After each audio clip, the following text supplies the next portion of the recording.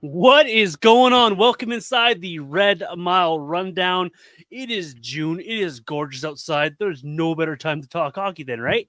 Well, Robert and I are going to give it a chance here and give it a shot here talking about Flames for the next little while here. Robert Munich, how are you today? I'm hurting. I'm Hurting. recovering. I was at a wedding last weekend in like the Napa Valley in California, and there was a lot of partying going on. So I'm hurting. I'm recovering on a Monday here, but no better way to get over a hangover in a weekend than talking Flames hockey in the middle of June when they're not even on the ice. Surprise, surprise, they're not playing in June. So coming on today's episode, drunk takes from Robert Yes. will be the theme of the show. It is June. There isn't a lot happening around the Flames. It's a lot of assessments going on, interviews going on, draft prep going on, free agent prep going on. So there's not really a lot to talk about the Flames. We're still going to give it a try here on the podcast, Robert. But before we dive into the Flames, I have to get your views and your thoughts on the first two games of the Stanley Cup Finals. Both teams could be up 2-0. Both teams have played very, very well at times. Both games have gone to overtime. What have you made of the 1-1 series tie between the Panthers and the Oilers? So I only got to watch game one. I was Too away drunk, for right? game two. Yeah, you were drunk.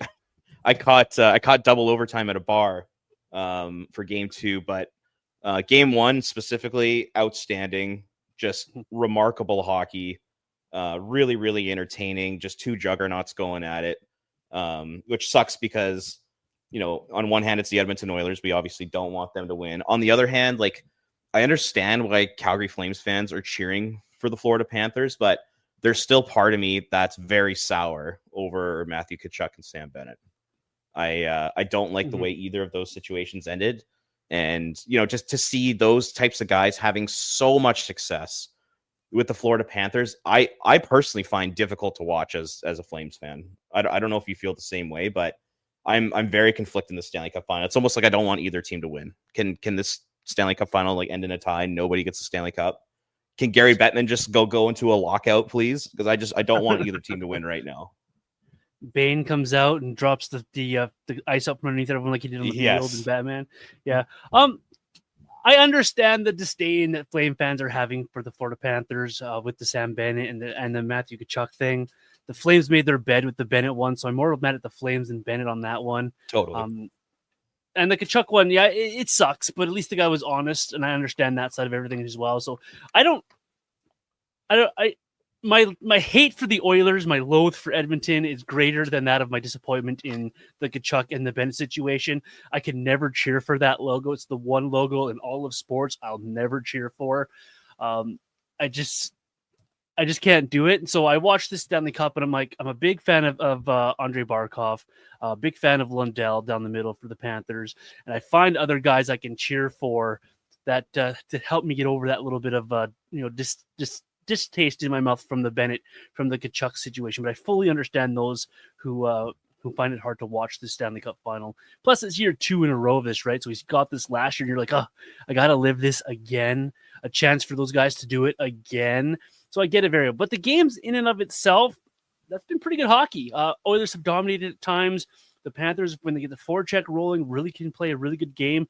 I thought they were tremendous in period 2 of game 2 that you missed there, Robert. But they were really, really good. You can take my word for it. And both games going to overtime. And you get these old guys, Corey Perry and Brad Marchand, turning back the clock here and scoring game winners. It's been a tremendous final, in my opinion, thus far here. Yeah, so just to kind of shift to the Flames a little bit here. Yeah. So seeing the success of Sam Bennett, seeing the success of Matthew Tkachuk, and then going back to the 2021-2022 Flames season, that's kind of where I'm having issues with this, because that Flames team in 21-22 was so good. That team was, Brad Treliving had been at the helm for 7-8 years. And finally had built a team that was genuinely a Stanley Cup contender. And, imagine if Sam Bennett was part of that group. That might have been the difference right there.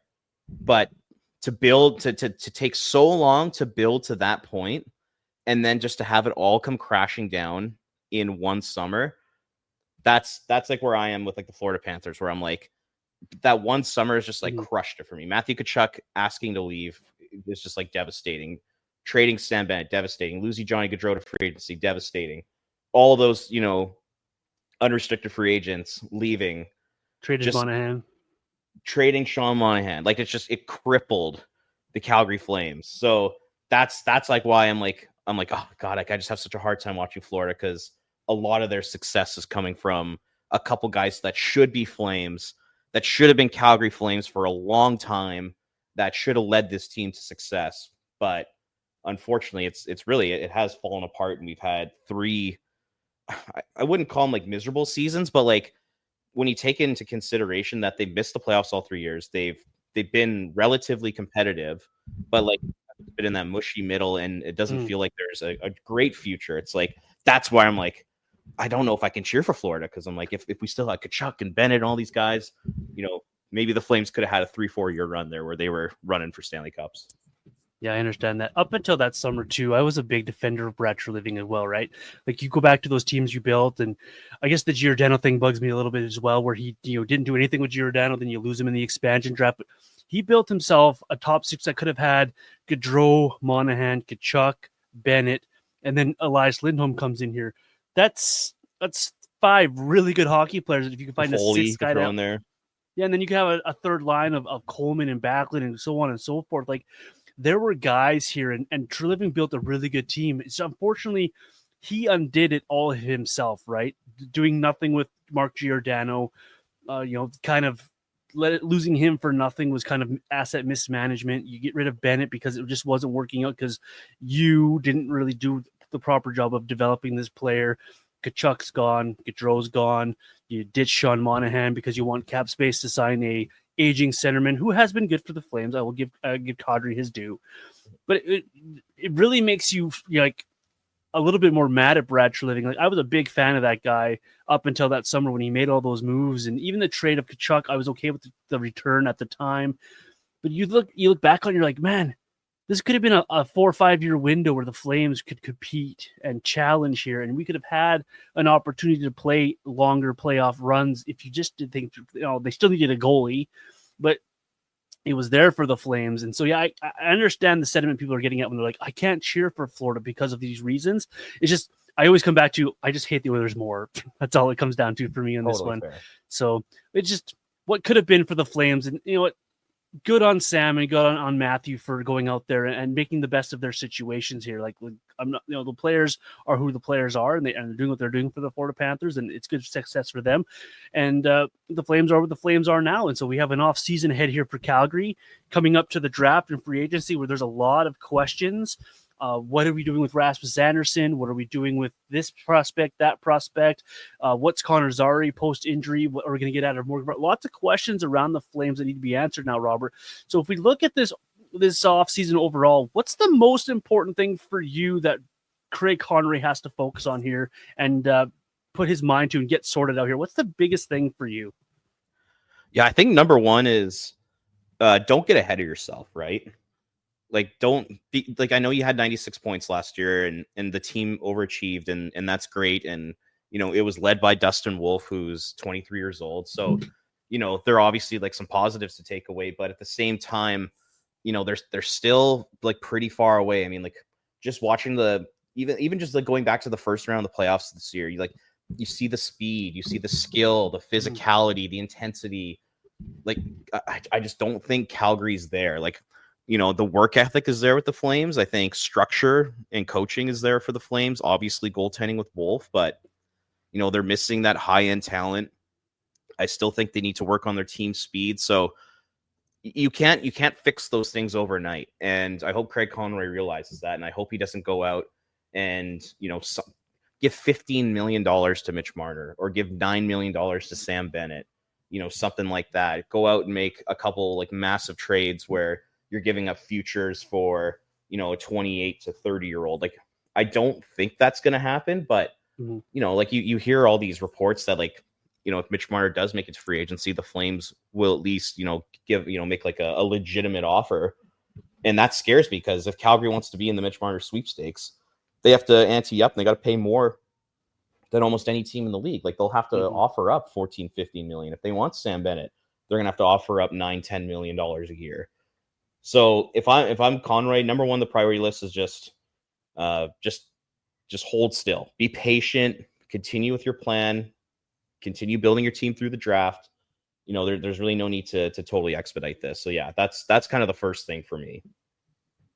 Yeah, I really like that. I really hope the focus for Conroy, based on things that you hear from him and he's talking about having youth in this lineup, that his focus is more on the draft than it is at free agency, that he's focused on nailing the draft, making a trade at the draft, those type of things, rather than saying, hey, we can get Mitch Marner in here at $14 million a year to help with this top line. I don't understand those type of plans. That you're trying to almost wedge your plan ahead here quicker than it should be doing. Like you should be almost feels panicky to do a move like that at this point of a Flames build. There's going to be free agents in 2 or 3 years that will make more sense, in my opinion, for the Flames, depending on who gets to UFA. There's things that you can do down the road to supplement the roster that you build. But for me, it's always better to build through the draft. We've said that multiple times here. We talked last week on the pod where you look at this free agency class. I'm like, does it make sense to sign a 28, 29-year-old? You have those type of guys already in your locker room that are the early 30s or late 20s. You have those guys already.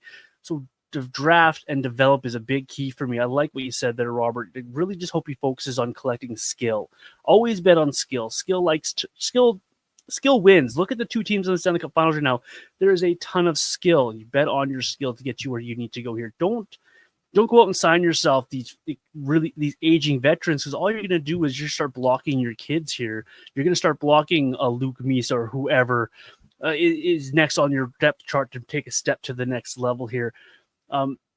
It's interesting to watch how the Flames are going to approach the draft here. Do you have a vision in mind that you would approach the draft with here, Robert? Are you drafting just strictly for position? Are you drafting all centers? Would you like a mixture of centers, defensemen? How would you approach this draft if you're Conroy? And because the Flames, they need a bit of everything still, right?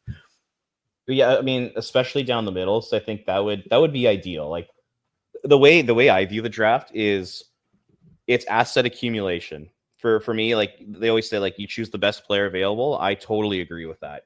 Because the whole point of the draft is just to bring in as many talented people into your organization as possible. And if they end up on your NHL team, great. If there's too many guys at one position, you can use them as trade chips. Like these you're bringing these guys into your organization as assets.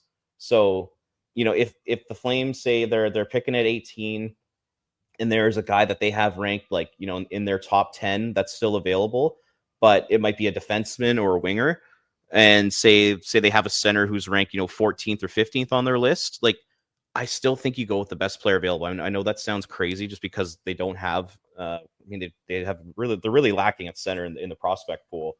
But I'm a big believer in drafting the best player available. So that's kind of the way I would go about it. And I think the interesting thing with this draft is, if I'm the Flames, because you have those 2 first-round picks and it's not, regarded as the strongest draft, I don't mind the idea of looking to trade into like the top 10.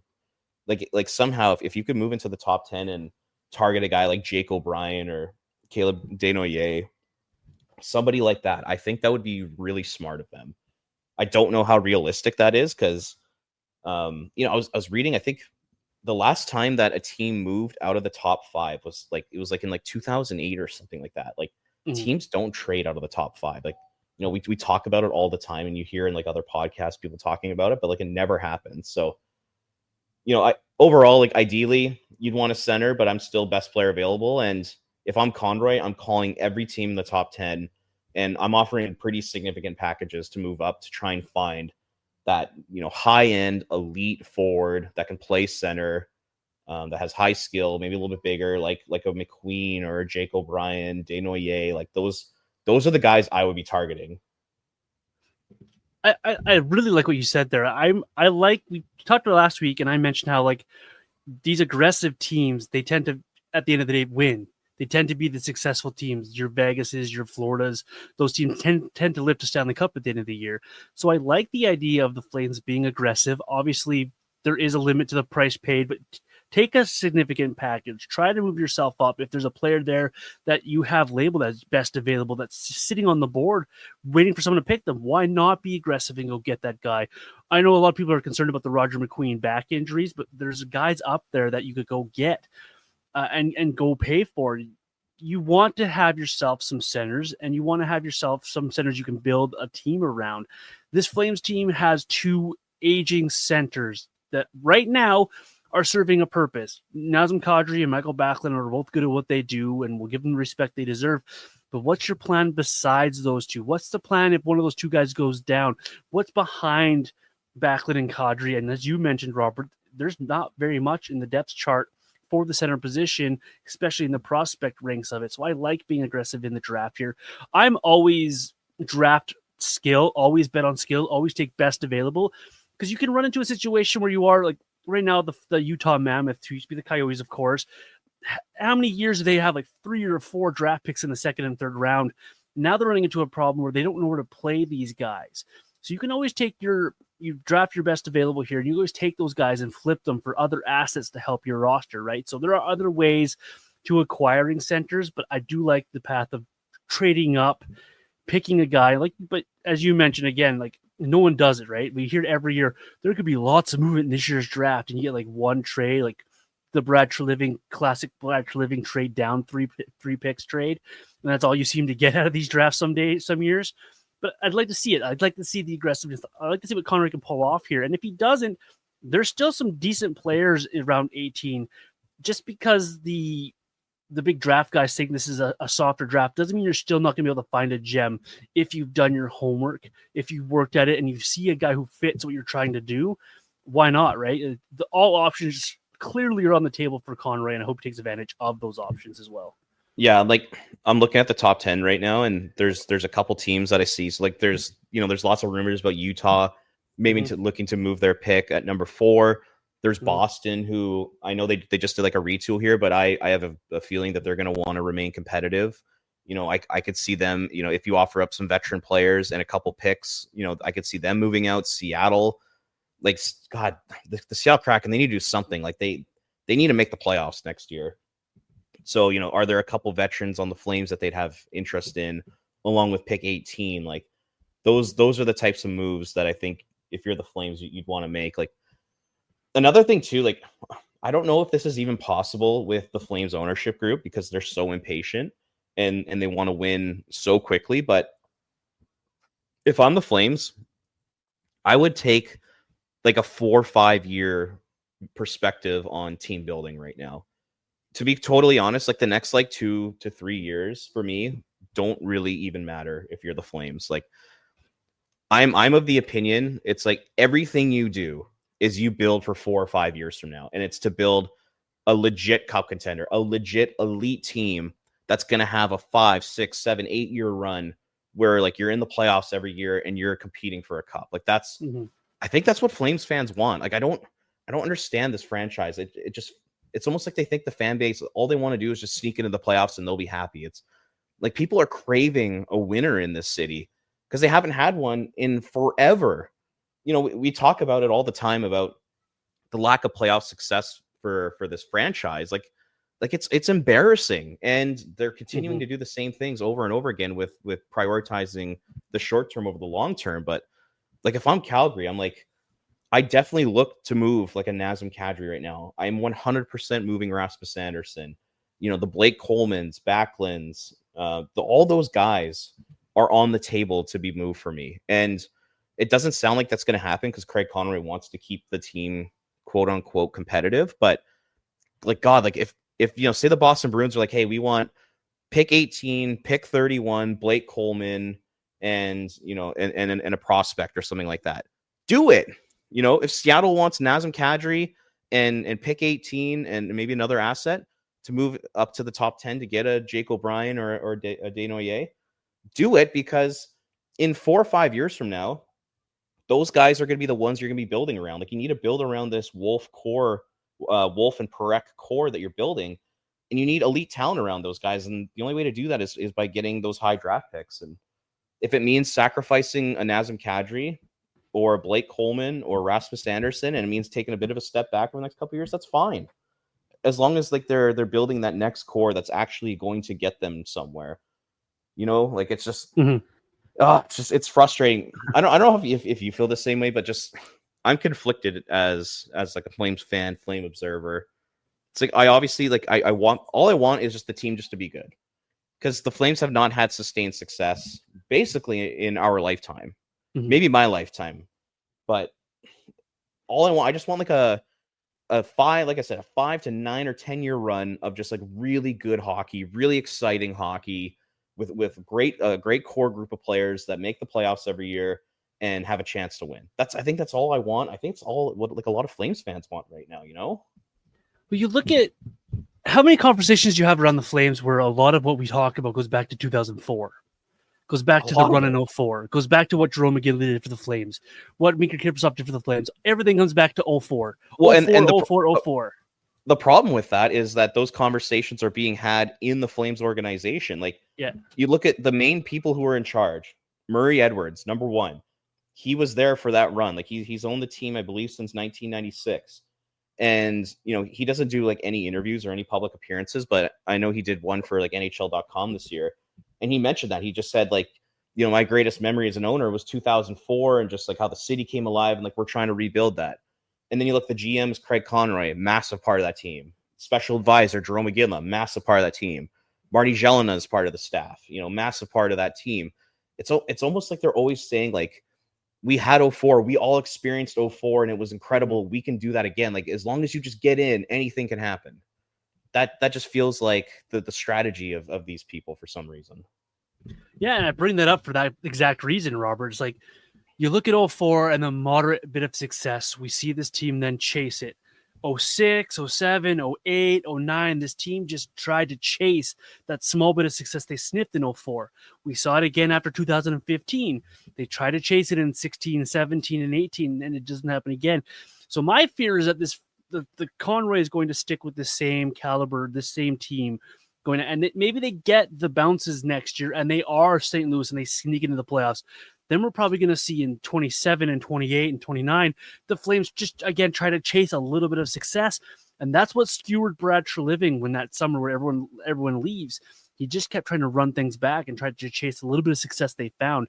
So I'm right there with you and a lot of Flames fans where I'm like, just hold on.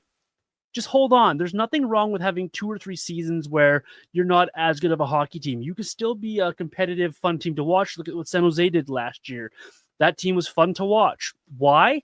Because they attacked the rebuild. They went out there. They found themselves a young player in Celebrini that you draft high in this draft. You go out there and you put these guys on the ice and you let them play and they develop and they grow. They're not breeding a culture of losing like a lot of people fear. They're breeding an opportunity to teach these guys, to grow these guys, to grow a culture there. And they're doing it around their young kids. You still need your veterans, of course, but the fear is that the Flames are going to just double down on the 6 veteran guys that they have, bring Rasmus Sanderson back, go with the same group here. And if they catch that success, that's the fear. They're just going to try to chase it again, and that just breeds mediocrity. That just breeds 16th overall draft picks. That just breeds a first-round exit if you're lucky enough to get over the hump and into the playoffs. So, yeah, I'm there with you. Be aggressive. Get yourself up into the draft. Draft these high-skilled prospects.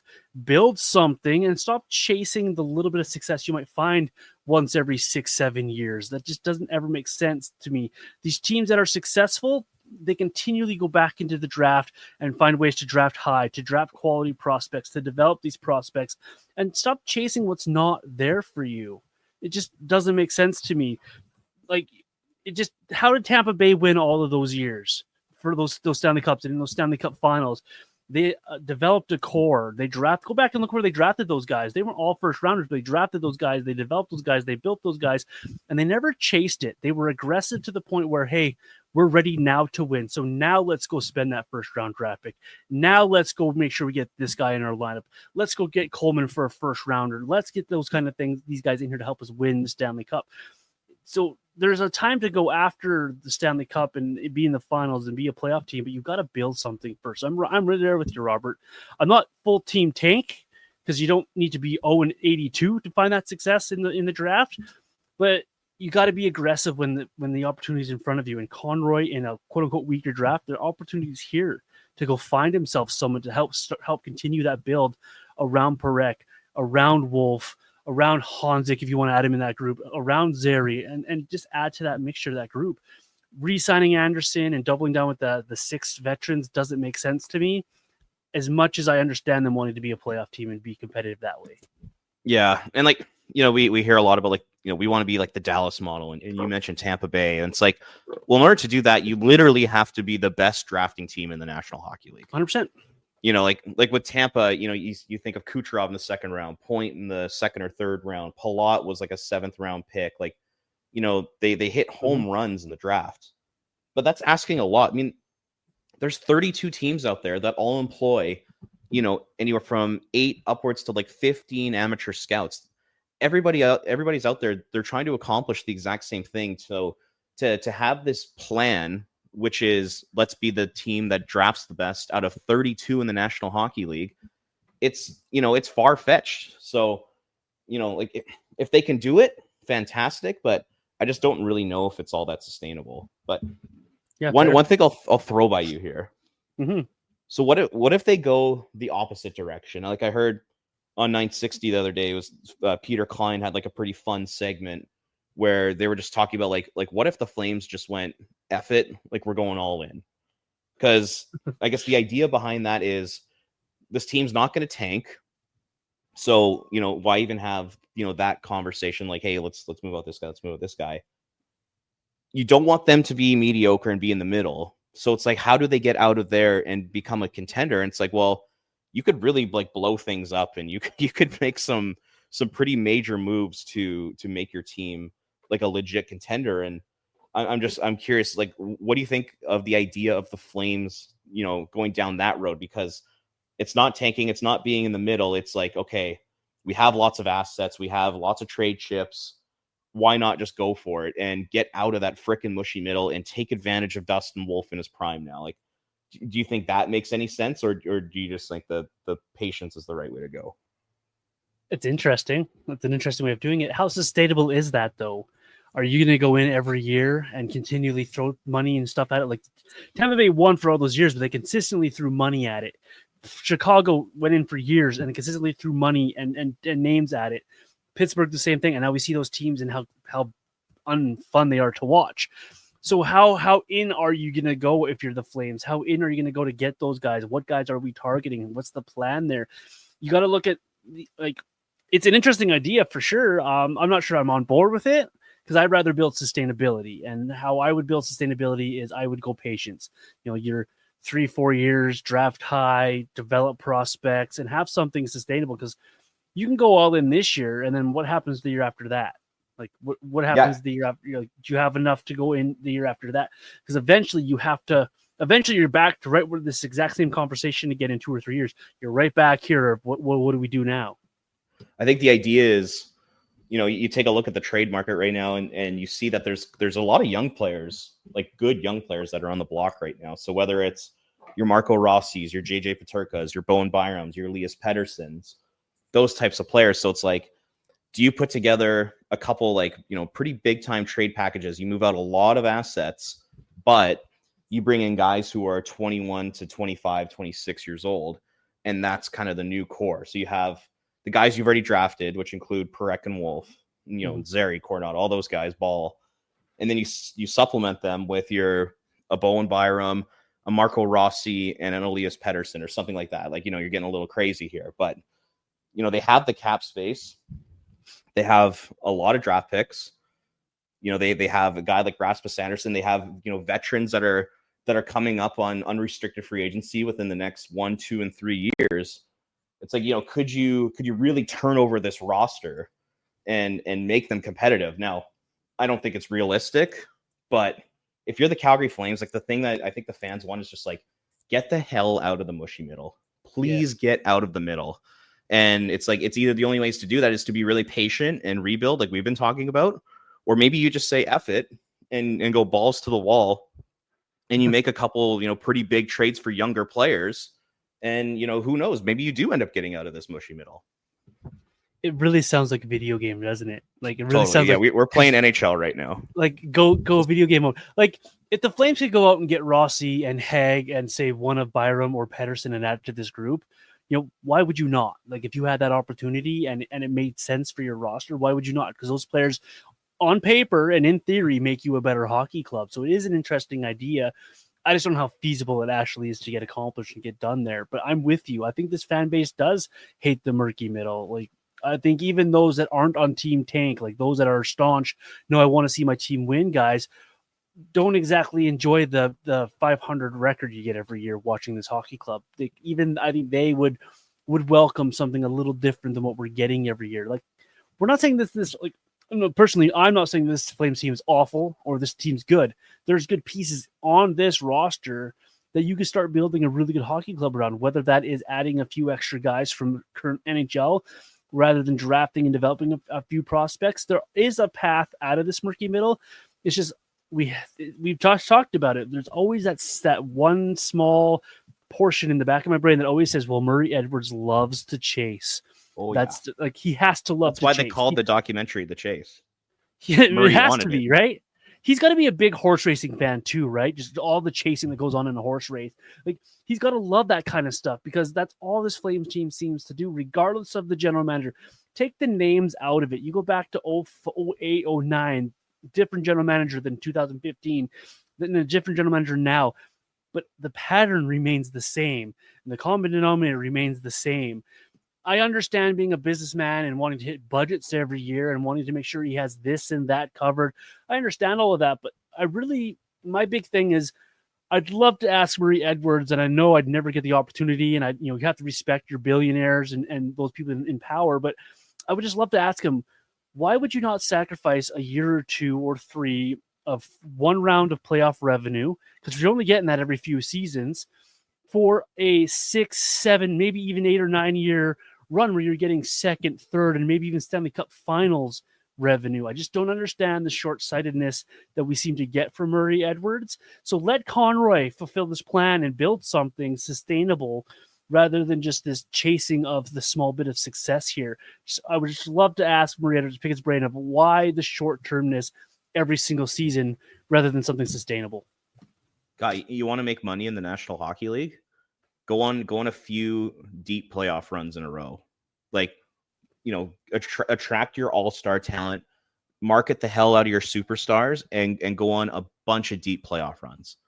That's how you make money. You don't make money by making the first round of the playoffs, 1 out of every 2 years and get beat in 5 to 7 games. Mm-hmm. That's not how you make money in this league. And you want your franchise value to go up? Build a damn good team. Build a team that's going to go on runs. Like, look at the Edmonton Oilers franchise value. From the time that they drafted Connor McDavid and opened up Rogers Place to where it is now, it's insane. If the Edmonton Oilers were to sell their organization today, Daryl Cates could probably push for $2 billion. And I don't think that's crazy. And, Edmonton is the second smallest market in the league, third behind Winnipeg and Buffalo. And yet they're I think they're 6th or 7th in franchise values. And the only teams that are ahead of them are a lot of the original 6 franchises. Yeah. It's like, Murray, if you want to make money, if you want your asset to go up by 20, 30, 40, 50% here, build a goddamn winner. And, in our opinion, it's doing it through the draft and getting elite talent. But, it's frustrating. It's like, because you want the team to succeed, and you want to trust that they're doing a good job. At the same time, it's like, you see what other teams have done. You've seen other franchises that had a lot of success. They've done it a different way than what the Flames are planning on doing. Mm-hmm. And, Daryl Sutter, when he was GM, he had the mandate, just get in the playoffs. Jay Feaster had the same mandate. Brad Treliving, now Craig.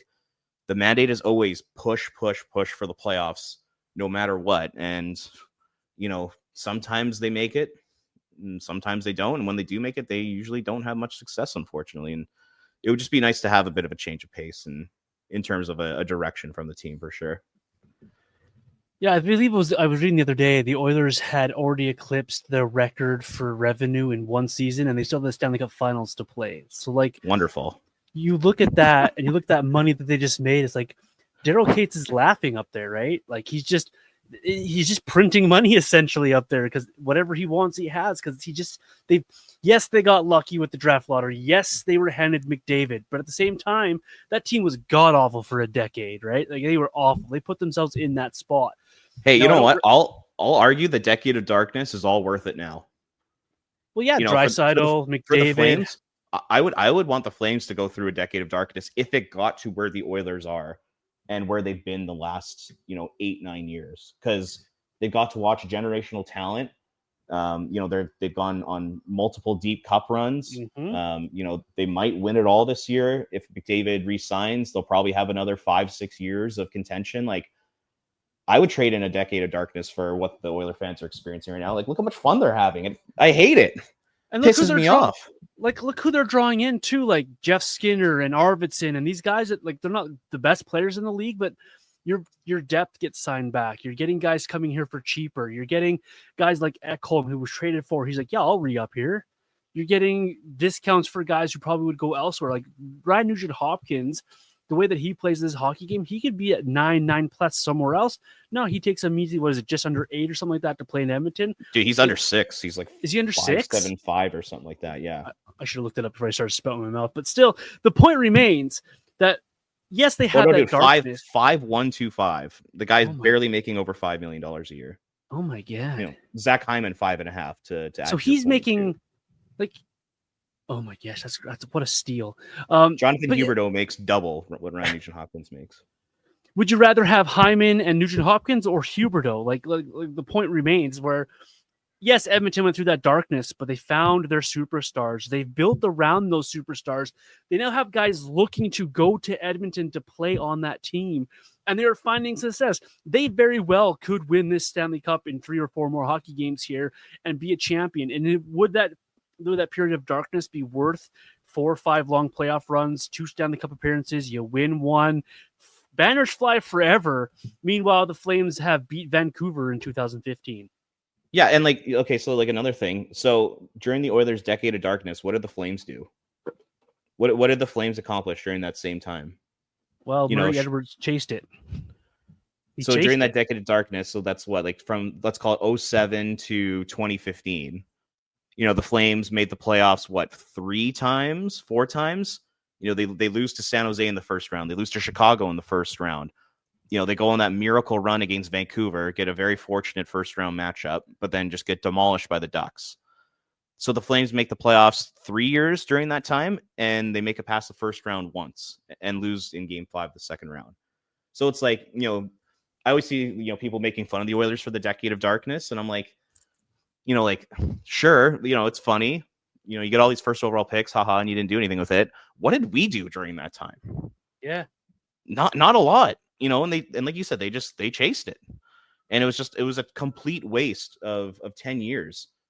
So I don't mind the idea of tanking and going down. I know a lot of people disagree. A lot of people agree. It's obviously the biggest debate amongst Flames fans right now. But if it means getting to the point where, your team is like a legit cup contender for a long time, I'm like, let's just do it. Like, I think Flames fans, they would just probably forget about those years during cup runs like the Oilers are going through right now. Like, imagine the Flames back in the Stanley Cup final with the Sea of Red and the city going nuts. Like, I can't wait for those days to come back, and hopefully they come back with, under Craig Conroy's tutelage here.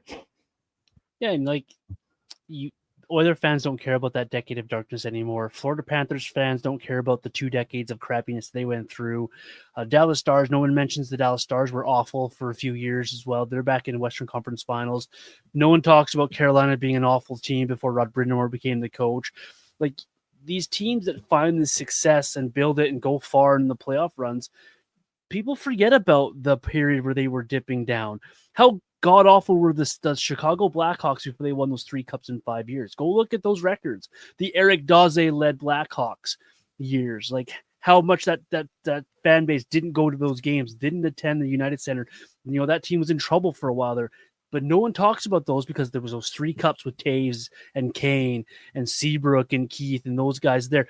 So if you can find a way to get yourself to be a sustainable team that can have these deep playoff runs, the opportunity to be in the mix for a Stanley Cup, people forget about it. They will forget about it. And the only way people bring it up is if when people start laughing out, hey, you remember those days where we used to go and we used to watch, the young guns, Val Bure and Rene Corbet try to score goals.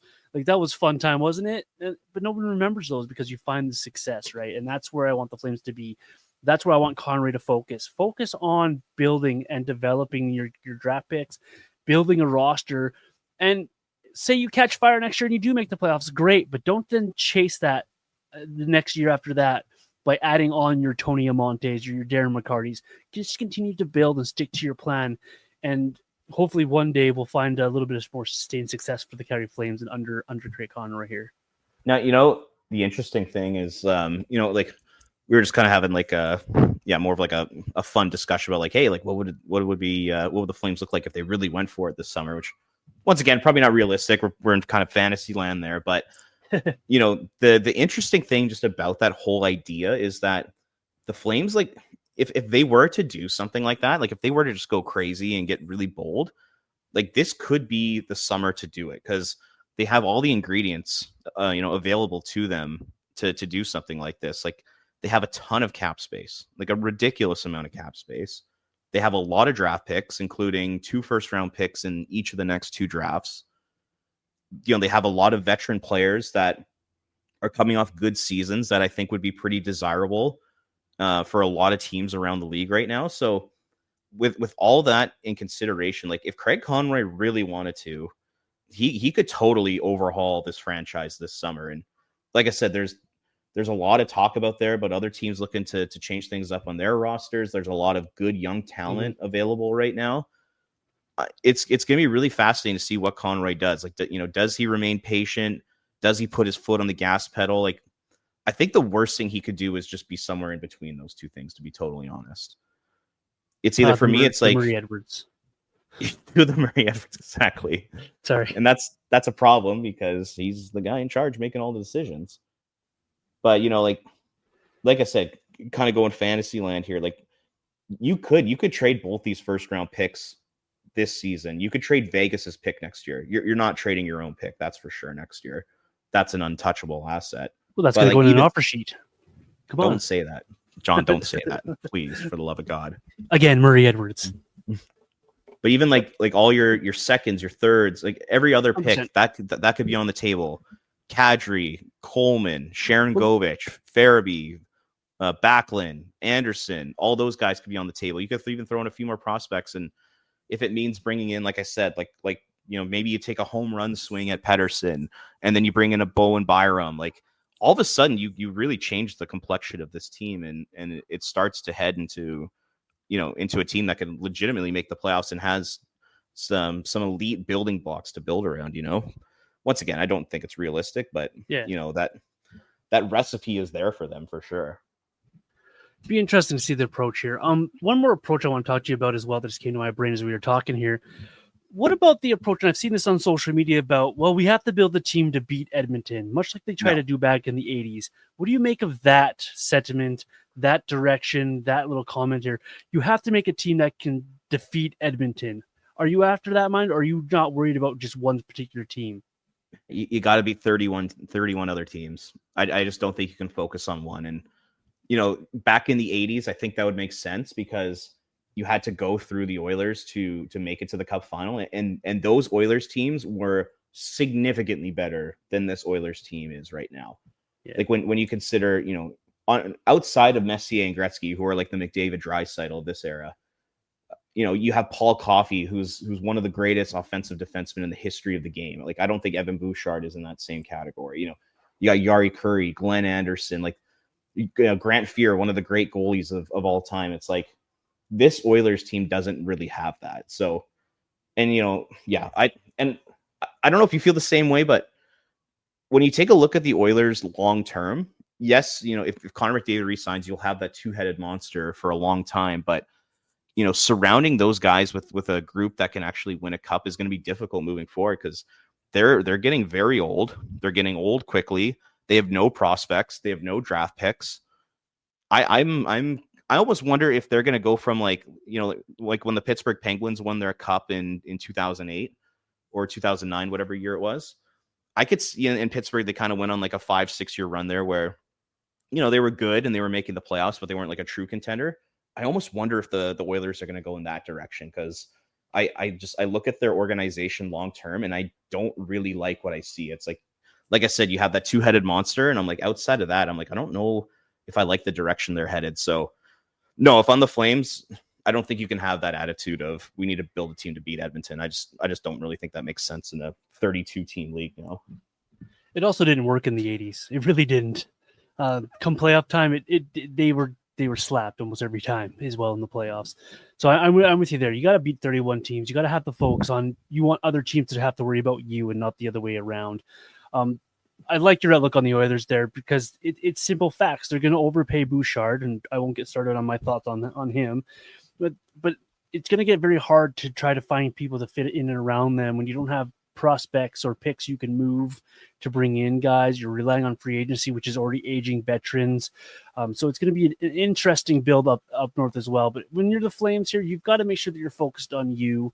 Make sure you're focused on your group. Find yourself a core, build your core, supplement your core, and hopefully find some sustained success here.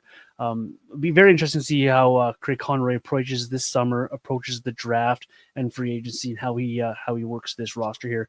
I'm running out of topics, Robert. So if you have anything else, feel free to throw some questions at me.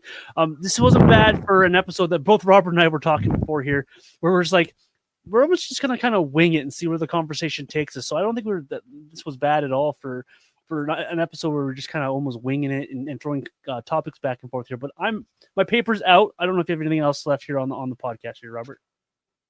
No, I mean, I like having these kind of conversations. These are a lot of fun, and it's no different than, other Flames fans getting together and grabbing a beer and hanging out, and they're probably talking about the exact same things too, right? So I really like it, but like, I guess like the only other thing that I just think is maybe interesting to talk about is just, that we talked a lot about different directions the Flames could go in, but like, what's your prediction for what's actually going to happen this offseason? Because, like we said, they could go a whole bunch of different roads here. And I know lots of people say, like, Craig Conroy's been super transparent about his plan. And I'm like, has he? Like, I don't know what he's going to do this year. Because, like, he's talking about keeping his veterans, but then he's also talking about, getting way younger at the same time. I'm like, the only way you're really going to do that is just by kind of keeping the same group together. So it's like, are you going to make any changes? Are you going to keep things the same? I just think it's interesting. There's a lot of different ways he could go. So let's get your official prediction here. What do you think is going to happen this summer? I'm going to turn off my Twitter mentions after I say this. I think they're going to run it back. This isn't you. This isn't like John saying this is exactly what I would do. It's like, what do you think Craig Conroy is going to do? Yeah, because I wouldn't do anything near what I'm about to say. I think they're going to run it back. I think you're going to see your Rasmus Anderson get offered a contract that none of us like. Whether he signs it or not will be different, but I think that offer is going to go out there. I think they're going to run it back to the same group, and I think how they get younger is you're going to see a Solovyov or Kuznetsov make the bottom of the roster rather than have Joe Hanley back. And I think you're going to see a guy like Kirkland or Morton take a fourth line center role over Rooney. I really think that's kind of what we're looking at here with the Flames. I think they're going to run it back to the same group of guys. I think they'll draft wherever they are. I think we might see a trade back in the draft, opposite of what we were talking about, because that's true Flames fashion. We just see them drafting back rather than going forward. And I think we're going to see the same old. I think you're going to see day one signings that are kind of like, okay, why? And oh, really? You think they're going to do that in free agency? I think you're going to see a guy that they sign that people are wondering, well, why'd you sign him? And then he ends up in the American Hockey League, like bringing Hunt back. Or maybe they do bring Rooney back. Those type of guys. We were like, well, why are you signing those guys July 1st? Just to bring those guys back. That type of thing. I want to believe Craig Conroy is different. I want to believe that he has a plan beyond just saying that he wants to get younger. I want to believe it's all there. But Brad Treliving said very similar. Jay Feaster said similar. We've heard these messages from general managers before. The common denominator is there still is an owner who wants to make the playoffs, and that's his mandate to his coaches and general managers is to find a way to put this team in the playoffs. And so until Conroy can show me otherwise or prove otherwise that it is possible to fight back on Murray Edwards and what he wants, I think we're going to see a very Flame-esque type offseason where you draft at where you are, trade back 2 or 3 spots, and you run it back with these same veterans and hoping that these kids can find the next level.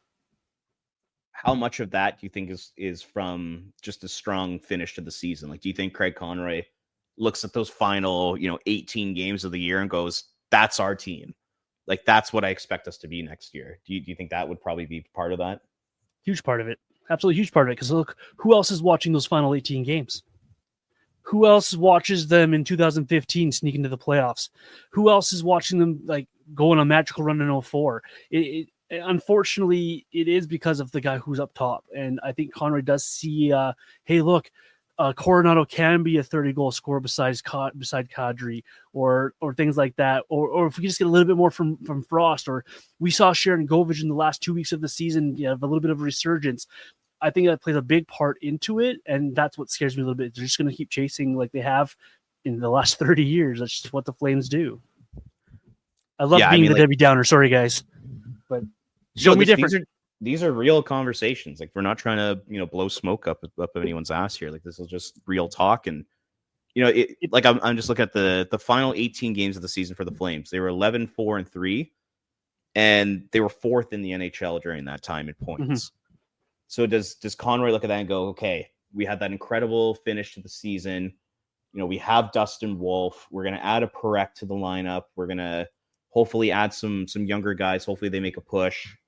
Could Sharon Govich and Frost and Farabee, all these guys that struggled last year, could they step up? And could Kadri and Huberdeau keep up the same level?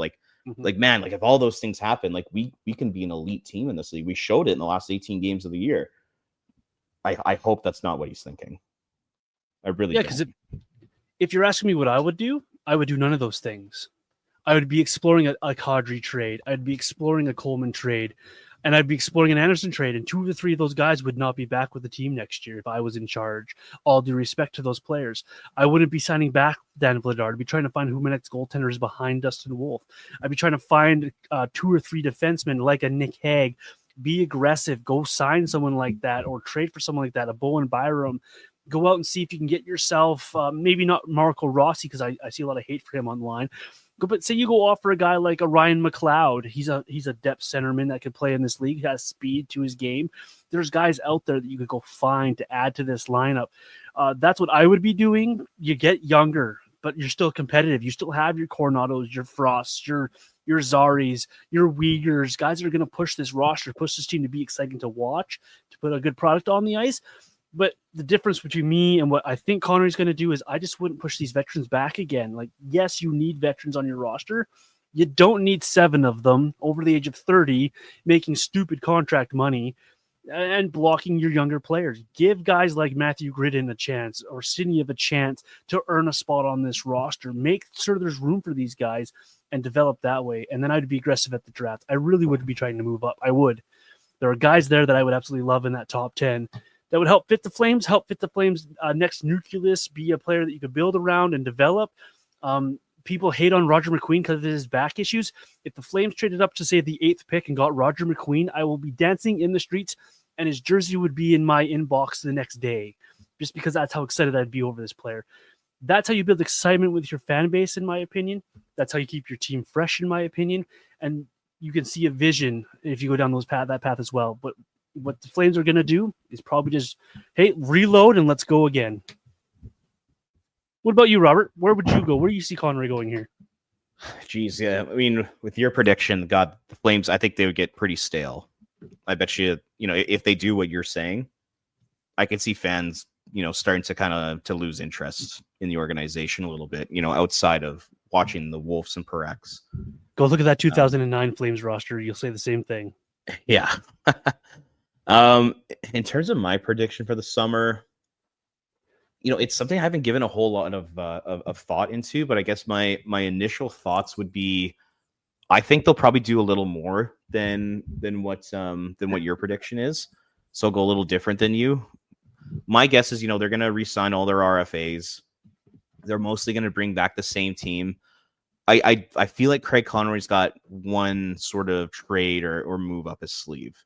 So, whether that's a Bowen Byram, Paterka, Rossi, signing a Sam Bennett, like I have this feeling that ownership is really going to push Conroy to at least make one splash to make the team a little more competitive next season to try and get them over the hump, because I do think that ownership and the management team, I have this feeling that they're going to look at last season and say, look at that finish, look at the success we had, look at the goalie we have, we have a good team, we have leadership, we have a culture now.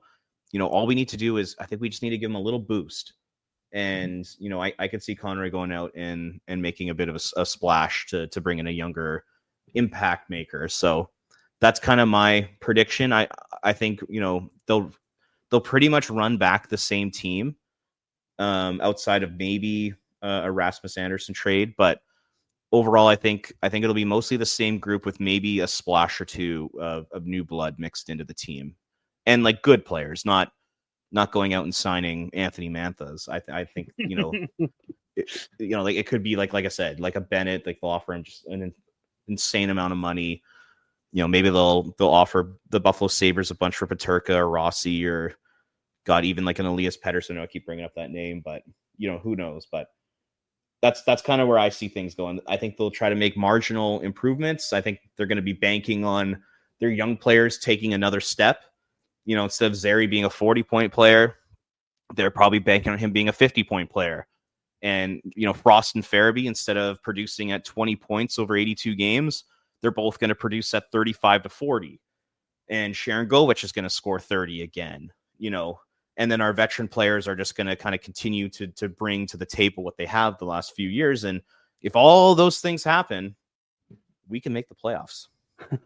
We can get into the second wild card spot and get trounced by the Edmonton Oilers in the first round. That's kind of the way I see things going a little bit. So that's kind of my prediction.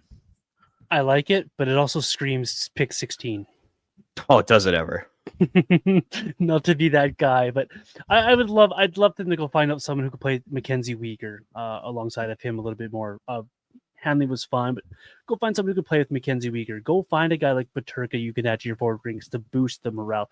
I like those kind of moves. I like that kind of thinking. I hope the Flames kind of do something like that, because right now you run it back. I would go on to my whatever betting app I make. I would try to find the Flames win total for next year, bet the under, and bet them to be picked 15 or 16 in the National Hockey League, because that's the Calgary Flames year in and year out. Let's hope Conroy does a little bit different here, Robert. I really, really am praying it's a little bit different. Yeah, man, we'll see what happens. Alrighty, what's coming up from you on flamesnation.ca, and where can the folks find you and your work, sir? Yeah, as always, continue to follow me at Ring of Fire CGY, and I'm throwing out the odd article here and there, so be sure to read those. And yeah, follow Flames Nation social media, trying to put out some fun off-season content. It's hard to it's kind of hard to do that sometimes when you see the Oilers in the Cup final and all that. And I put out a post the other day. I just said it was something to do with like Trent Cull has a great mustache or something like that, and I saw somebody commenting, it's like, wow, in Flames social media, we're talking about our assistant coach's mustache while Oiler fans are celebrating wins in the Stanley Cup final right now. I'm like, yep, it's a dark time right now. No doubt about that. That is where we are at. Also, if you are a big Blue Jays fan, follow Robert and follow the Jays Nation as well on social media. We are summertime here, so if you get your baseball fix with Robert on social media as well. I'm Vintage Johnny 84 across social media as well. Look me up, follow me, I'll follow back. And you can talk to the show at Red Mile Rundown wherever you get your socials or your podcasts. Thanks so much for making us a part of your podcast rotation. We truly appreciate it. I'm a little bit blown away by the numbers we saw for spring and summertime off-season Flames podcasts. Pleasantly surprised. So I appreciate those who have still taken the time to listen to us each and every week. Enjoy more of the Stanley Cup Finals. Just pretend the Oilers aren't playing and you'll enjoy every single game. We'll see you next week here on the Red Mile Rundown.